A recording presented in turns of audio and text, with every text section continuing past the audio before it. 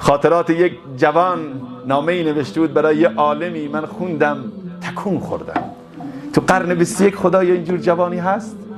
سوال کرده بود استاد من نفسم هر چقدر اون رو برای نماز، برای پایبندی بر نمازها تشویق کردم، دیدم به حرفم نمیکنه. گاهی میخونه گاهی نمیخونه. ماه رمضان میخونه، ماه رمضان که تموم میشه خلاصه. چیکارش کنم؟ 4 وقت نماز میخونه، نماز صبح نیست.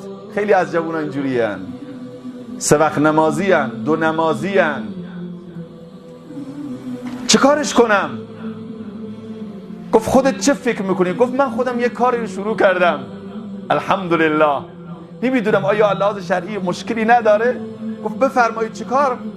گفت من هر روز که نماز رو قضا بکنم، نماز صبح رو، اون روز فضای مجازی و اینترنت تعطیل. تمام. تو نماز رو ازم میگیری، تو چت کردن با الله رو از من میگیری، من چت کردن با دنیا رو با تو قطع میکنم.